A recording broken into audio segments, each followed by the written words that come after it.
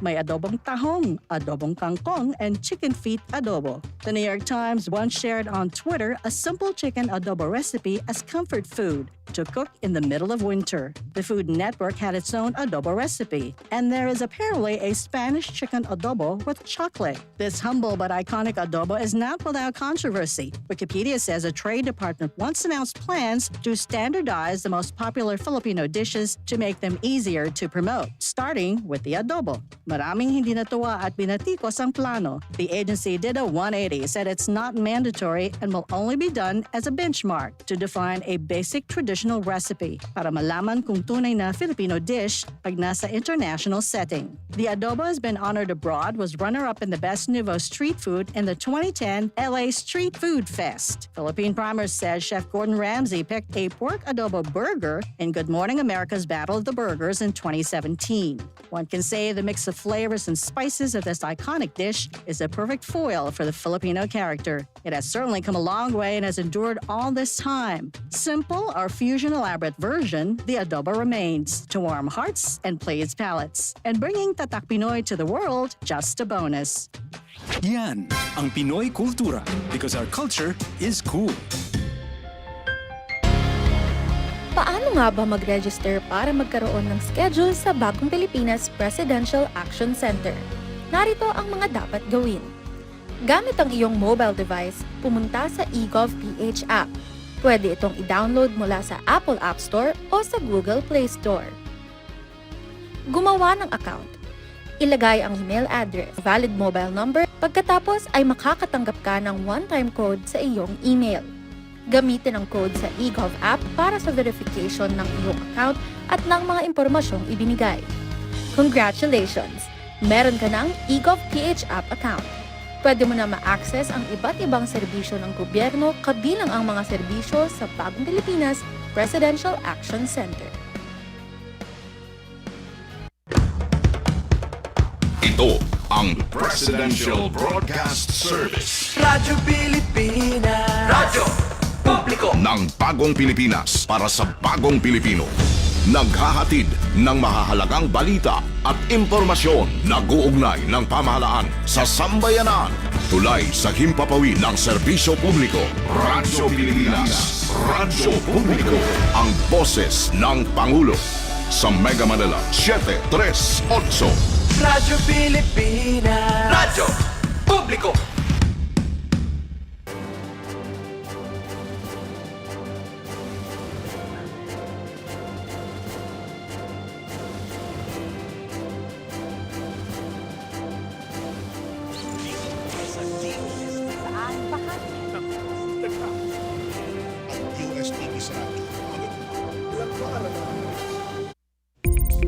Magandang agap, Luzon, Visayas at Mindanao. Ako inyong kapatid sa Impapawid, Onin Miranda.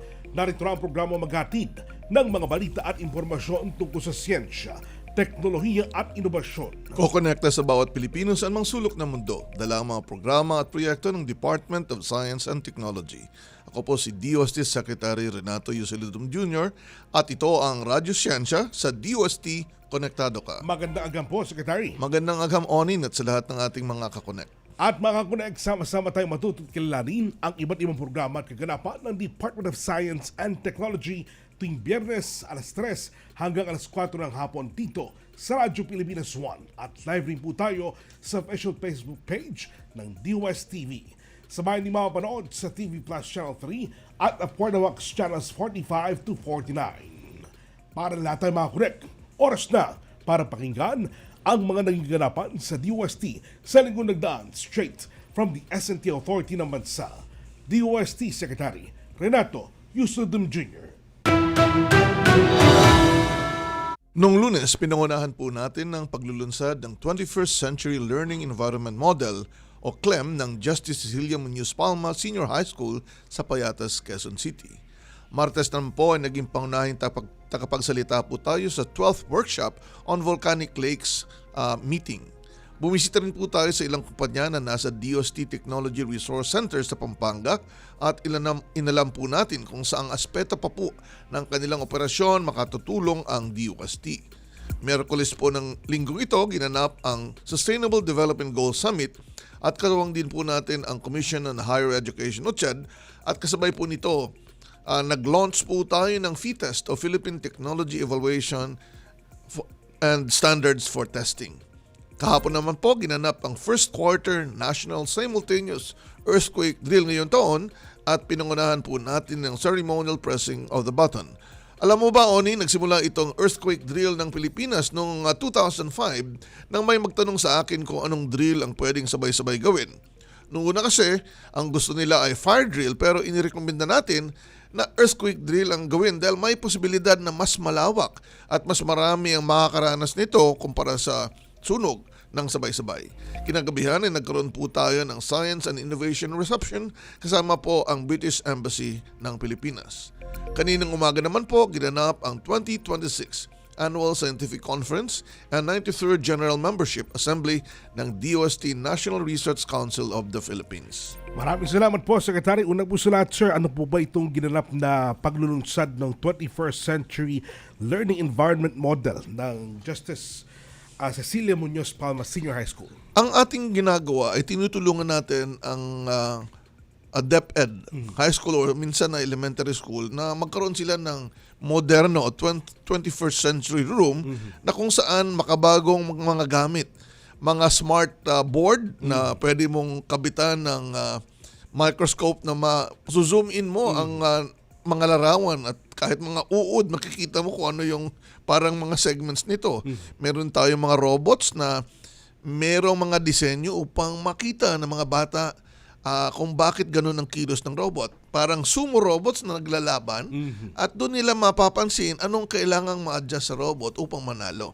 Nandun din yung iba't ibang mga virtual reality gadget na yung mga ginawa ng Science Education Institute na mga libro ay pwede mong lagyan ng virtual reality at makikita mo sa iPad, no?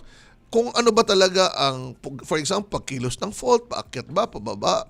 And this would enhance yung learning ng mga bata. Ito ay sa pamamagitan ng mga regional offices ng DOST, guided by Science Education Institute, at kapartner po natin dito sa Payatas, ang Knight of Columbus. No? So, ang kapartner po natin talaga dyan ay either government controlled corporation, GOCC, o di kaya ay private sector. Maganda po yan kasi, Secretary, di po ba pagkapayatas city ang napapag-usapan, talagang hindi naglagay sa magandang ang pag-uusap tungkol dyan dahil sa alam po natin nangyari sa kasaysayan po ng Payatas. Pero ngayon po talagang high-tech na po pala ang mga paaralan dyan po sa Payatas. Yung senior high school dun sa Payatas, binigyan natin ng 21st century classroom. At dito natin makikita na talagang makakatulong sa pagtuturo. Ang dati natin kasing ginagawa hanggang ngayon ay memorization. Yes, sir. Kailangan natin ng process thinking education na yung pag-iisip ng ating mga kabataan ay mahulma natin. Tama at po. maintindi natin kung bakit ganito ang nangyari. Imbes na magmemorya, mas naintindi nila paano nangyari ang isang bagay. Maraming salamat po, Secretary. Samantala, narito na ang iba pang napapanahong balitagam. Ito ang DOST Reports.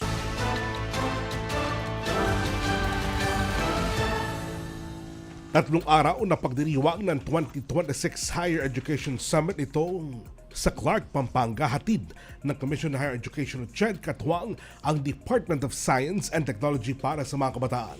Para sa buong detalye, narito ang report ni DOST TV correspondent Christian Dave Caragayan.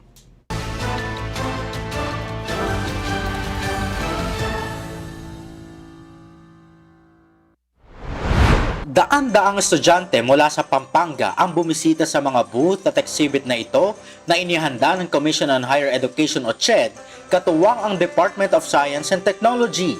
Bahagi yan ng 3 araw na pagdiriwang ng 2026 Higher Education Summit nitong March 10 to 12 sa Clark, Pampanga. Para sa mga marketing student na gaya nina Joel at Patricia, malaking bagay ang pagtitipon na ito upang mas maipakilala pa sa publiko ang mga teknolohiya at inobasyon na gawang Pilipino. Yung event po ng ganito, it's good. Super nice po and beneficial kasi po lahat po ng mga booths po na nito, they were given an opportunity po to present themselves sa mga students po katulad po sa amin. So yun po kanina, first time ko po makakita ng sobra talagang laking sapatos. So, as a marketing student po, it's really important to expose po yung this kind of exhibition to enhance po yung awareness to different people na meron po palang ganito, meron po palang mga ganitong innovation that will help us to reach more people to understand what's the essence of this kind of event po. Sinusuportahan at pinondohan ng DOST, katuwang ang iba't ibang state universities at colleges sa bansa, ang ilan sa mga produkto at proyekto na ibinida sa Higher Education Summit.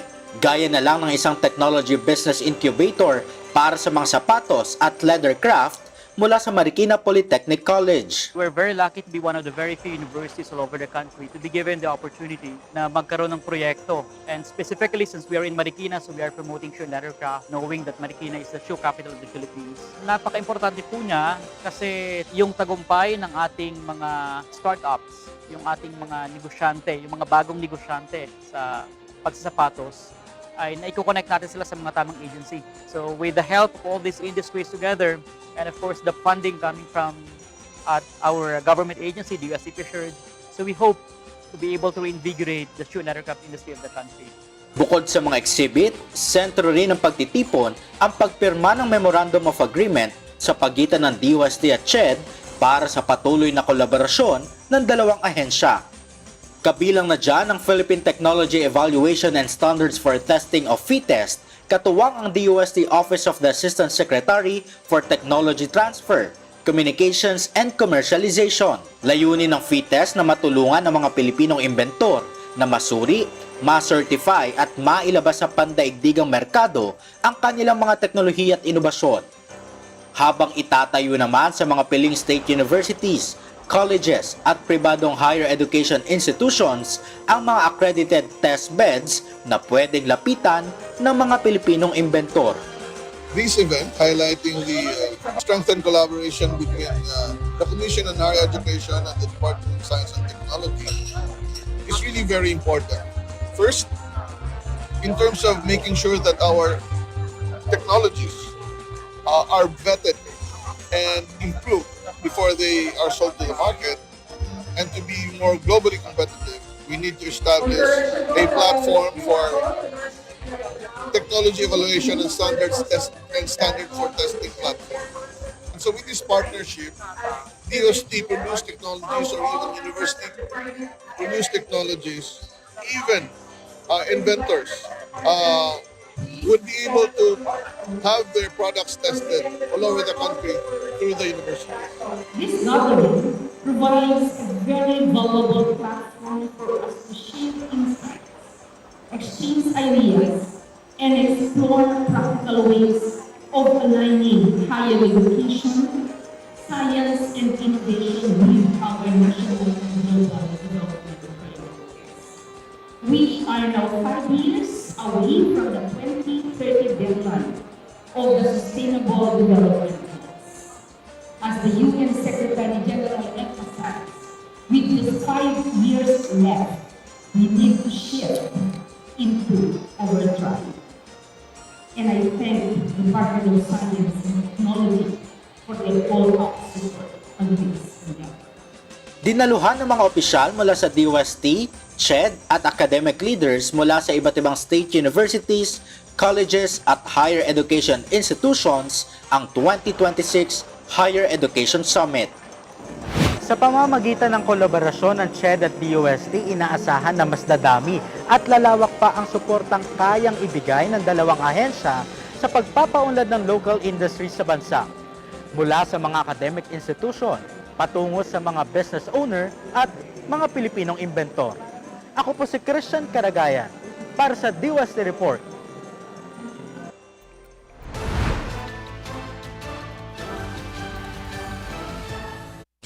Mas pinaigting ang pagkakaisa ng DOST Philippine Textile Research Institute o DOST PTRI at ng Philippine Army Headquarters para sa pag-modernize ng mga military uniform. Sa pagbisita ng DOST PTRI sa pangunguna ni Director Dr. Julius Liano Jr. at Commanding General Lieutenant General Antonio Nafarrete, tinalakay ang paggamit ng mga locally developed textile technologies para mas maging world-class at sustainable ang defense clothing ng bansa. Layunin nitong isulong ang self-reliance at ipakita ang galing ng telang Pinoy sa national defense. Para sa masusing pagkakaisa, naglibot rin ang DOST sa Philippine Army Museum para mas maintindihan ang history at operational requirements ng mga uniforme ng ating mga sundalo. Ang pagsasamang ito ay isang malaking hakbang para sa innovation at pagpapahalaga sa sariling atin at pagpapatibay ng agham na ramdam sa ating bansa. Sa iba pang balita, DOST Secretary Renato Yusoldum Jr. kasama si Philippine Institute of Volcanology and Seismology Director Teresito Bacolcol nakiisa sa ceremonial pressing of the button ng nationwide simultaneous earthquake drill para sa unang quarter ng taon. Alamin natin ang kabuuan detalye sa report ni Dave Caragayan.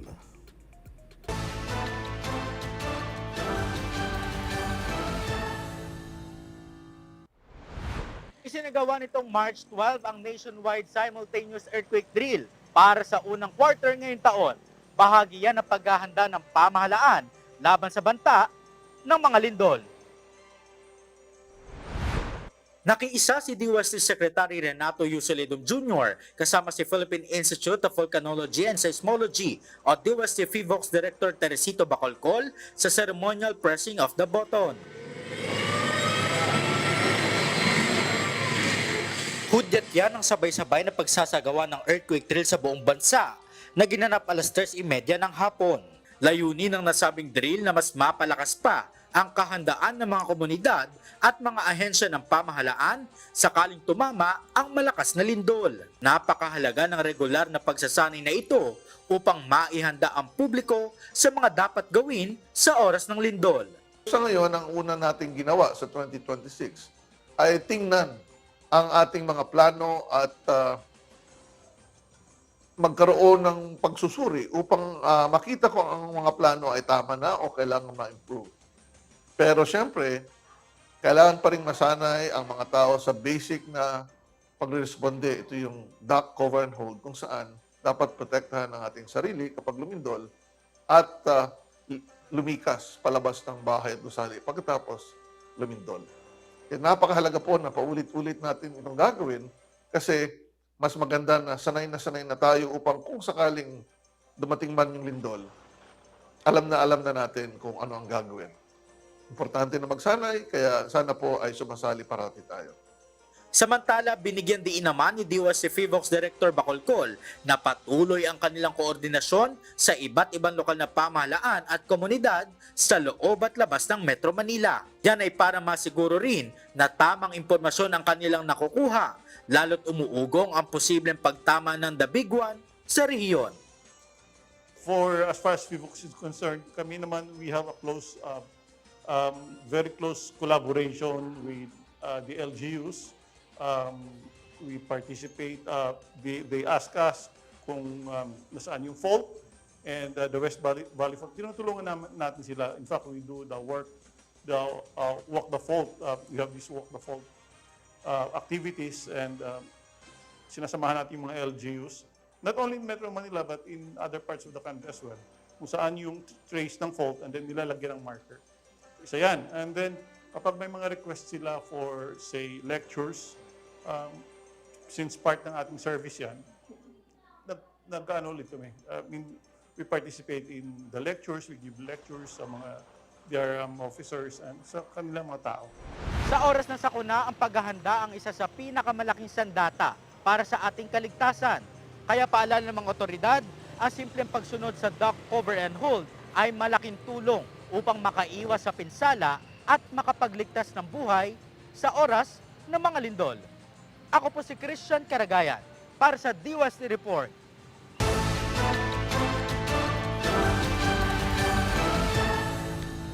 Mga kakunek, agham nyo ba na may proyekto ang DOST MIRDC na makapagpapalakas ng ating sandatang lakas sa bansa? Tutok lang dahil yan ang pag-usapan natin ngayong araw. Magbabalikan ang Radyo Siyensya sa DOST. Konektado ka. Maging fuel efficient, siguraduhin ang walang bagahe na di kinakailangan sa sasakyan. Magmaneho ng wasto at iwasan ang idling. May savings ka na aabot sa 15%. This is a public service announcement from the Department of Energy and this station. Good news! Ang inyong pinagkakatiwalaang Radyo Pilipinas, nasa TV na! Oo, nasa TV na! Ang Radyo Pilipinas 738 AM ay live nang mapapanood sa Channel 3 ng ABS-CBN TV Plus at Channels 45 to 49 ng GMA Affordabox. Kaya may access ka na sa balitang totoo anytime, anywhere. Sa radyo, sa social media at TV.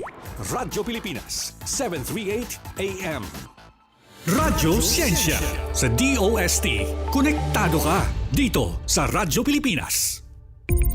Nagbabalik po ang Radyo Siyensya. Ito na ang ating kwentong SNT.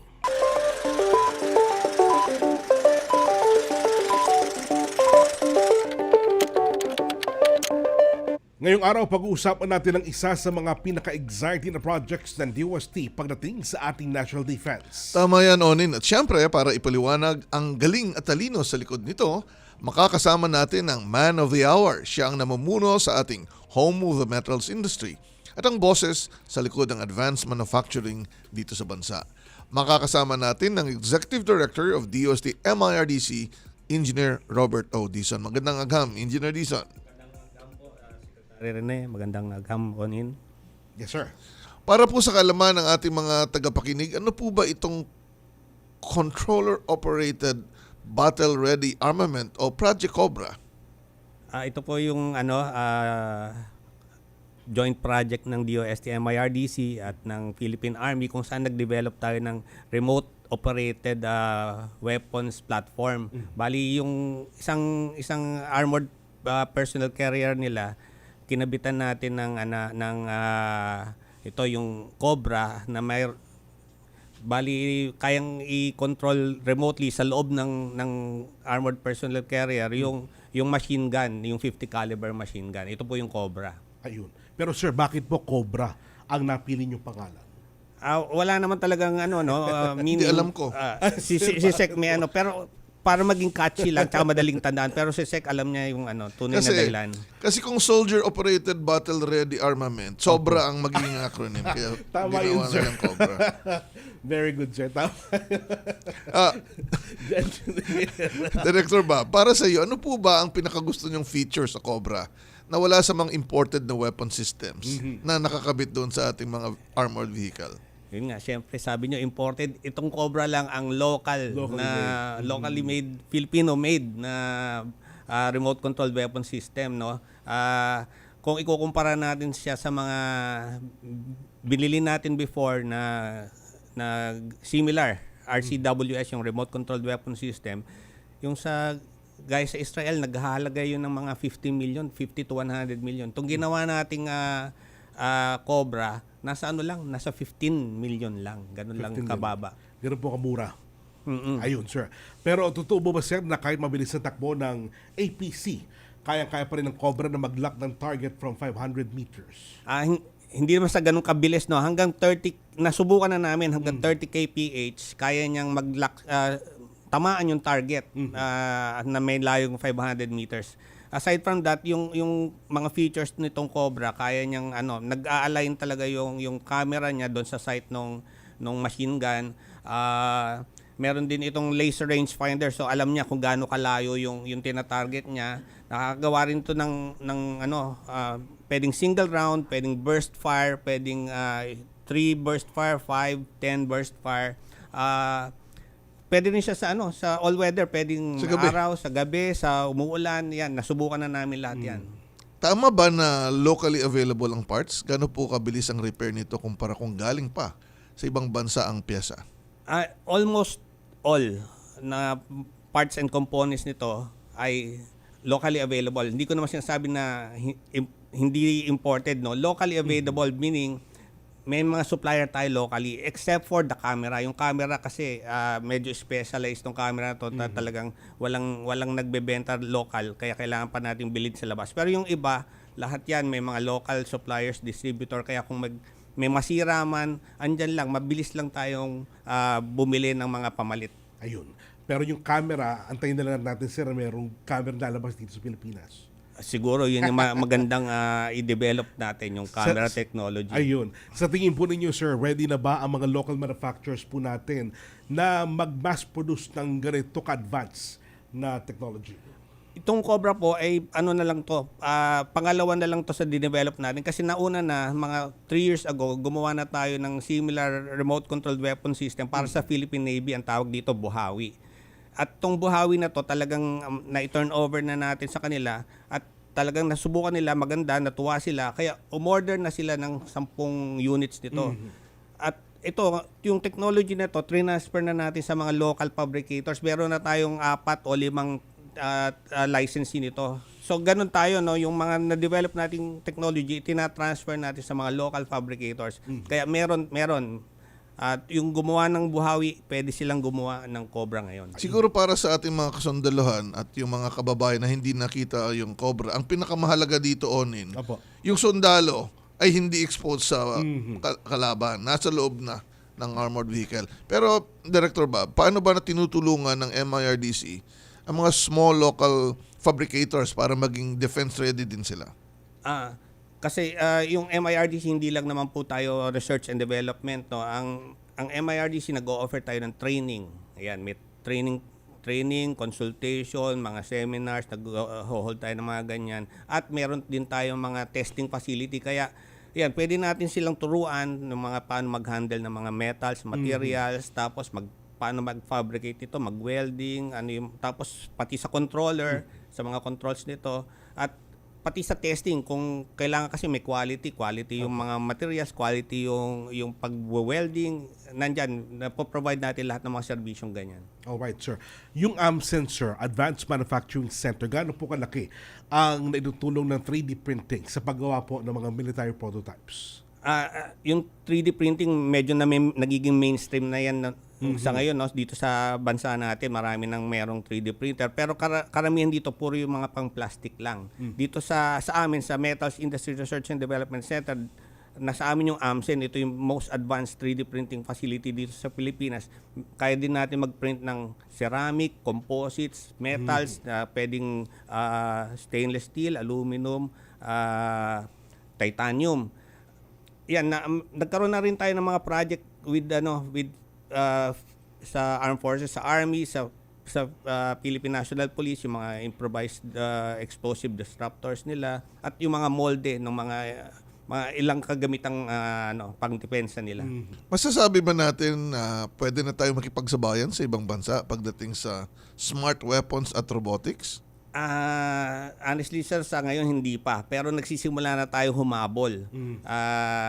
Yun ang pinapaganda sir, humabol. Oo. Ngayon pa lang tayo nagkakaroon ng Self-Reliance Defense Posture Program. Kaya ngayon pa lang yung sinisimulan natin na mag-develop ng mga gantong technology local. Ayun.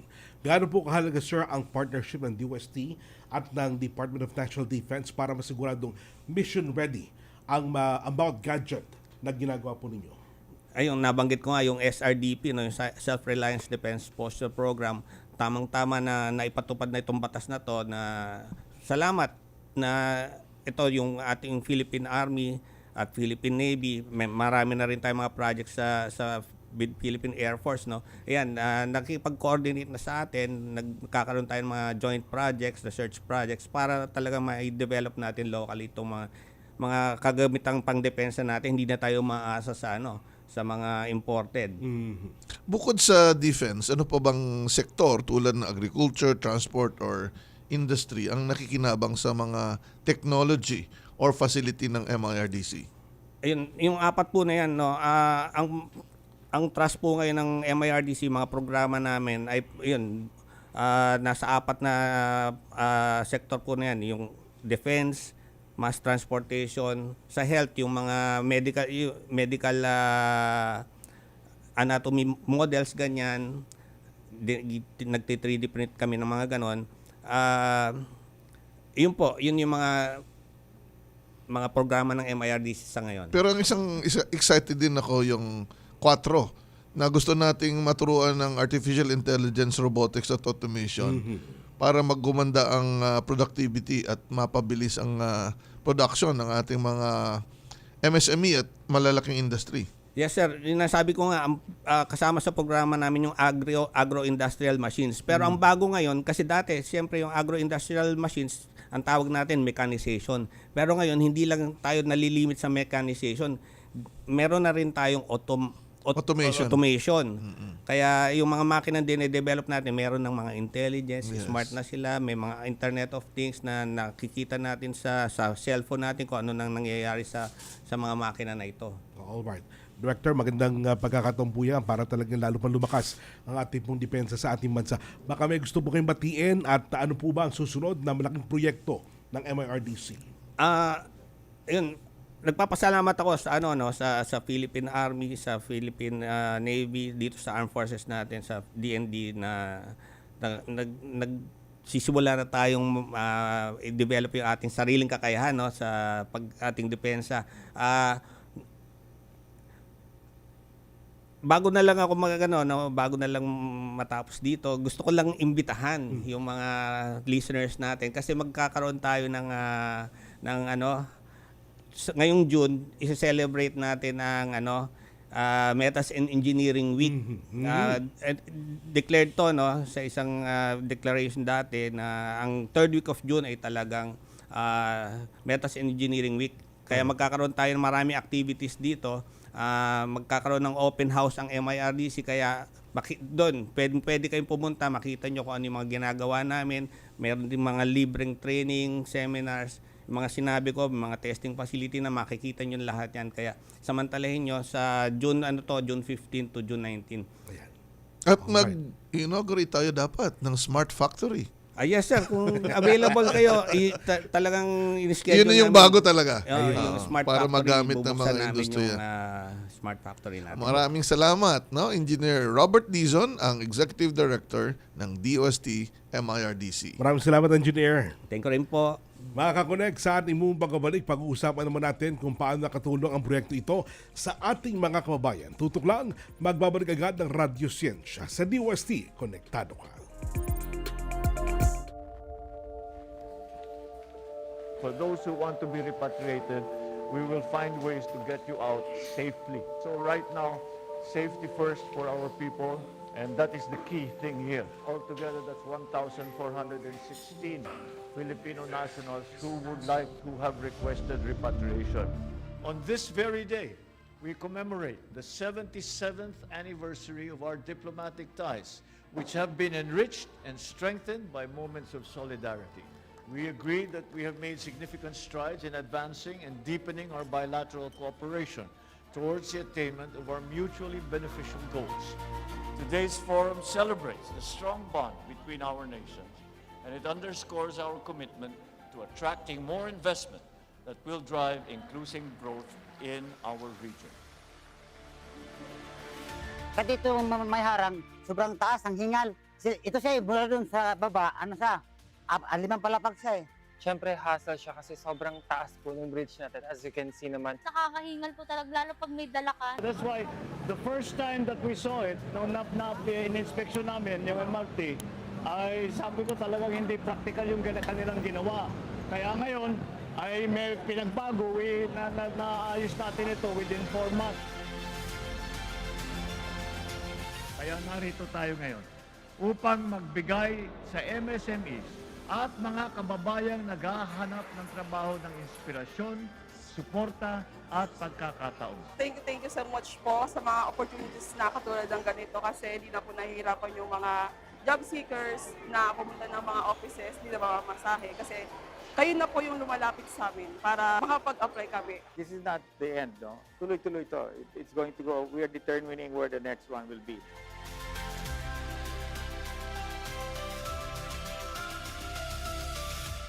Magandang araw, si Dingdong po ito. Tagbagyo na naman, kaya tara samahan niyo akong i-remind ang mga kababayan nating magsasaka at mangingisda. Say aha. A for ani. Hanggat maaari, anihin na natin ang mga pananim para hindi tumasayang sakaling bahain ang inyong taniman. Next, H. Hayop. ilikas natin sa mataas na lugar ang mga alagang hayop tulad ng baboy, kambing, baka at iba pa. Huwag rin kalimutan ang pets natin, ha? At A for alon. Paalalahanan ang mga kapamilya nating mangingisda na huwag na munang pumalaot. Say it with me? Aha! Para safe ang lahat sa panahon ng sakuna. #panatag ang mayalak.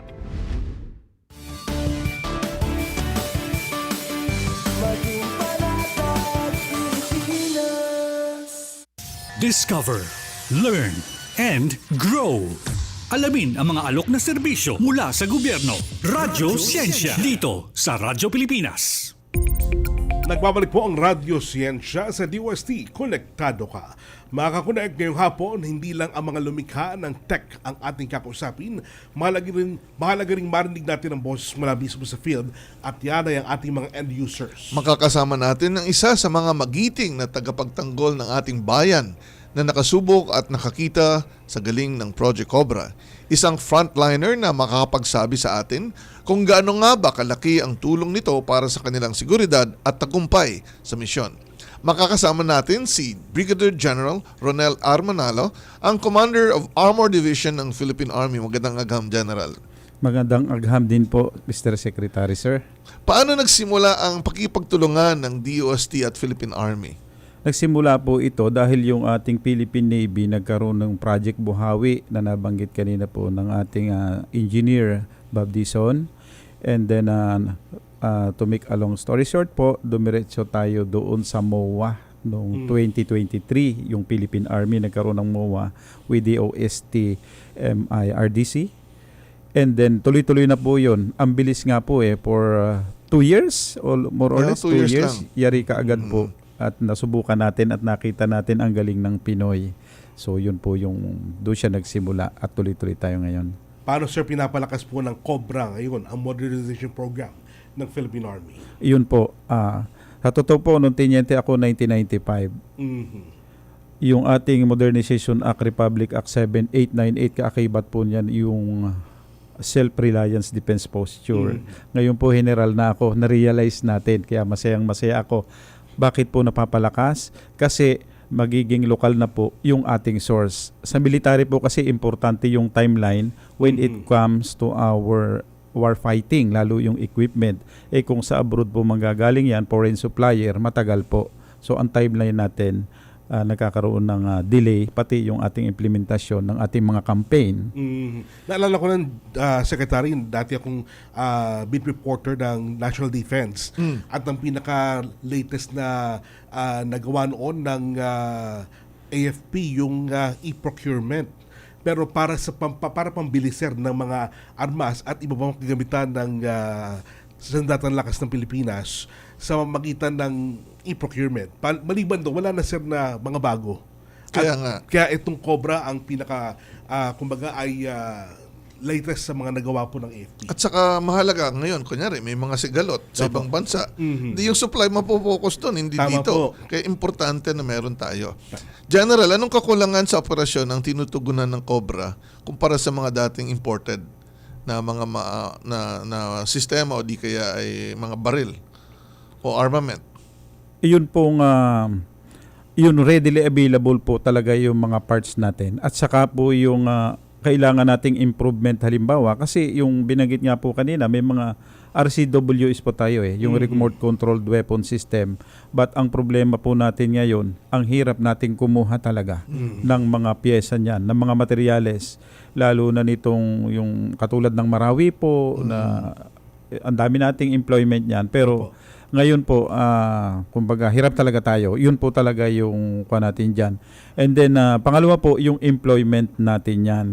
Kasi natutugunan ng ating MI Research and Development Center, katulad noong target acquisition, humihingi tayo ng distansya na mabilis po yan Kasi kung foreign talaga, napakahirap po yan.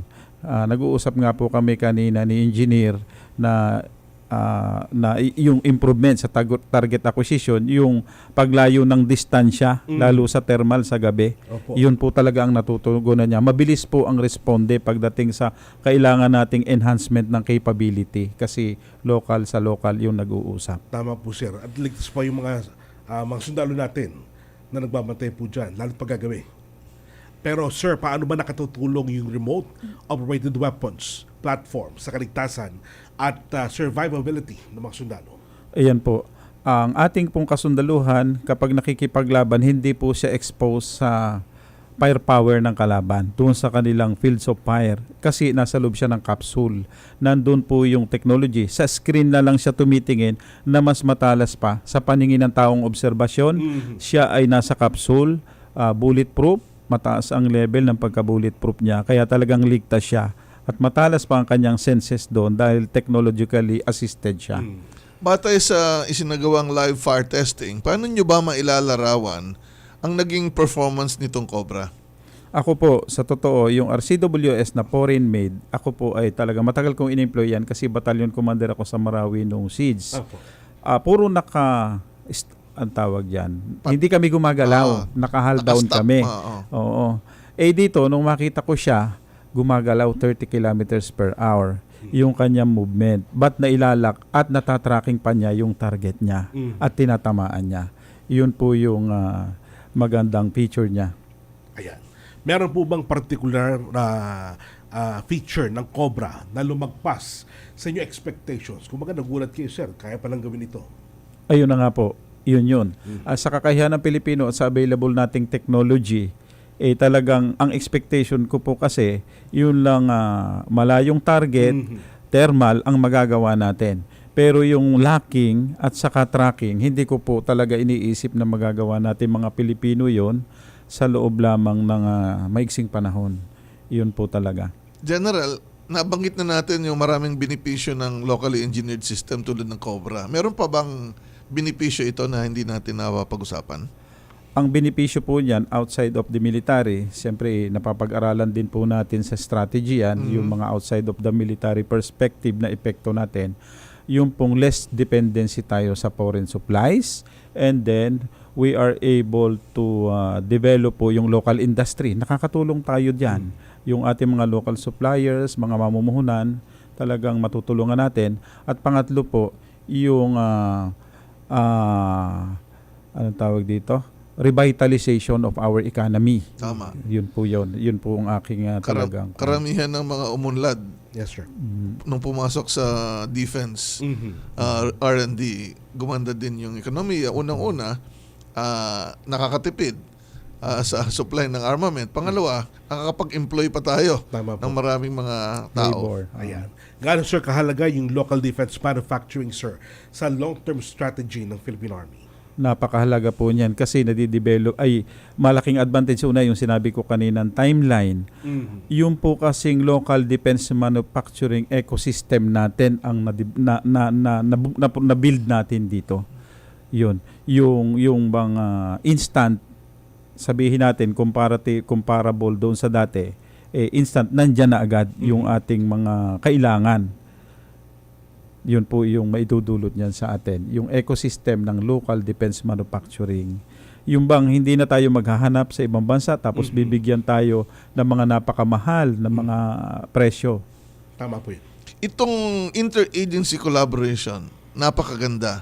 Pero pwede nyo bang masabi sa amin, ano ba talaga pagdating sa point of view ng isang general, ang importansya nito sa pagpapalakas ng defense capability ng bansa?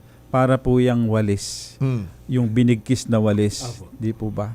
Lalong lumalakas ang sweeping natin ng dumi. So kung collaboration and coordination among agencies po, ay talagang makakatulong yun sa ating bansa. Kasi napupulpo at nako-conserve o na-optimize natin ang resources because it is locally available. Kasi sa ibang bansa, ang dami nating babayaran dyan. Opo. Yun po yung aking kwan. Para din po yung doon naman sa aming perspective ng military, when we are resolving internal conflict, collaboration and coordination din ng ating mga local agencies ang ginagamit, ang ating epektibong paraan para ma-resolve natin, kasi may mga bagay po na hindi naman kaya ng military lang. And in this aspect po, yung paglo-localize natin o pagkakaroon natin ng self-reliance doon sa ating mga kailangan sa bawat ahensya, yung collaboration and coordination, talagang makakatulong tayo sa gobyerno po sa pagtitipid at sa pagkakaroon ng pag-economize ng ating pambansang kayamanan. Ayan. May plano po ba, General, na palawakin pa yung partnership sa iba pang research at development projects? Kung baga may susunod po ba sa Buhawi at Cobra?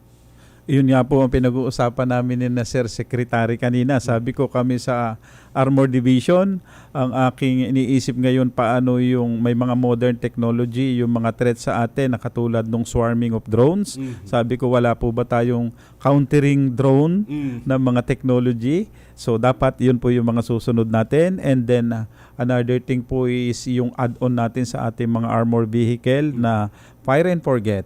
Yung kung makalanding na yung vehicle ng kalaban o kapwa o same na tanke na capability ng kalaban, meron na po siyan yan eh. Kung meron tayo niyan, that's a big deterrence po. Mag-aalanganin silang pumasok sa atin. May equal natin yung kanilang capability. Ang maganda dyan, lamang po tayo sa terrain. So kung ma-equal natin yung capability nila. So yun yung mga gusto ko po sa amin sa Armor Division. Tama yan. Maraming pwedeng gawin. Kailangan lang natin mga ideas at paano. Ang isa kong idea dyan na tinitingnan ay yung armoring ng mga vehicle ay magamit yung local materials o mabawasan ang paggamit ng steel plate o iba pang mga bagay para mas maging madaling ma-maneuver, makatipid pa sa gasolina o diesel. Kasi nga magaan na. Kaya maganda itong nangyayari at dito natin pinapakita na yung pagkikipagtulungan, pagkikipag-usap, no, ay malaking bagay ang nagagawa. May mensahe po ba kayo, General, para sa ibang ahensya o institusyon tungkol sa pagkikipagtulungan sa DOST base sa inyong experience? Opo, talagang ang may papayo ko po sa ibang ahensya ay talagang tangkilikin natin, makipagtulungan tayo sa ating Department of Science and Technology, lalong palawigin, palalimin yung mga research and development natin sa kanya-kanya nating ahensya. Bakit po? Matutulungan po natin ang ating mga local suppliers, ang ating mga local investors. Pangalawa, yung sinabi ko kanina po, madidevelop natin yung ating local industry. At pangatlo po, ay yung ating ekonomiya ma-revitalize natin. And then pang-apat po, matitipid at ma-economize natin yung kayamanan ng ating bansa. Ito, Onin, kung nandun ka sa live fire exercise, yes, sir, matutuwa ka bilang Pilipino na talagang tinamaan yung target na nakalak, na talagang pinapakita natin na kaya natin gawin. Sa pamagitan ng siyensya, teknolohiya at inobasyon, yung mga dating nasa isip lang natin. Yes, sir. At dito natin na pinapakita na kaya natin kung meron tayong unang-una, pagkipagtulungan at siyempre, suporta sa research and development. Marami tayong magagawa. Meron po kayong gustong sabihin, General? Ayun po. Ang inyo pong ang gusto kong sabihin, out of the topic po ba or ano? Ayun po. Ang inyo pong Armor Division, tuloy-tuloy po ang capability development.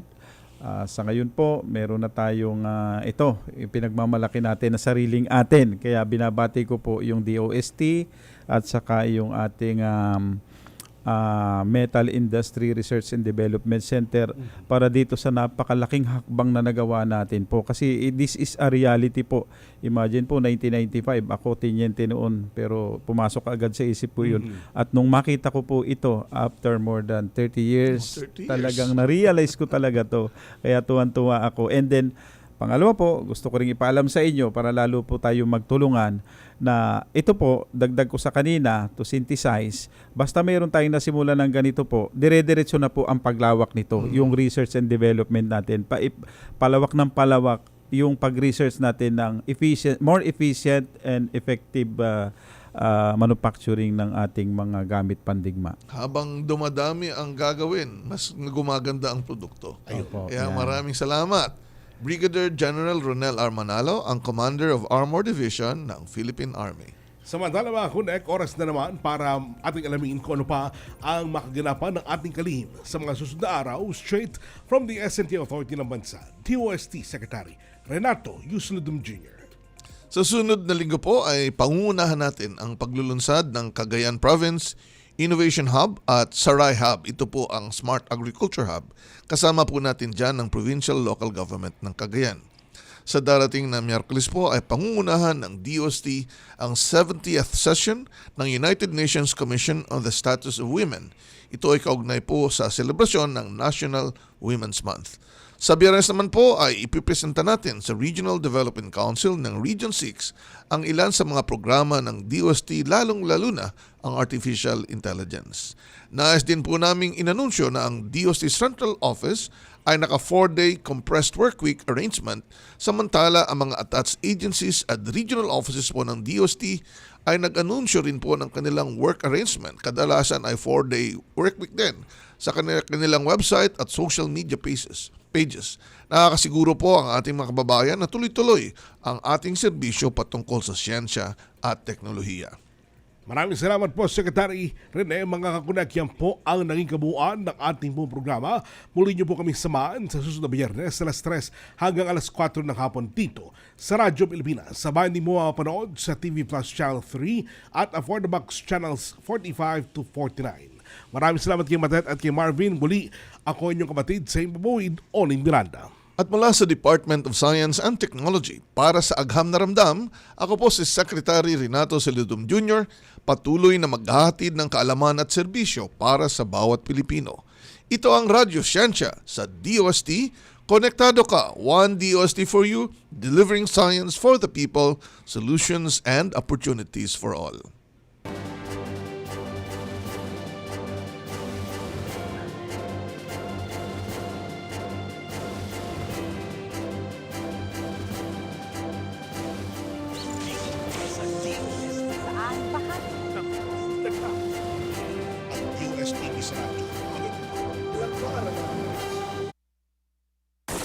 Mas pinalakas,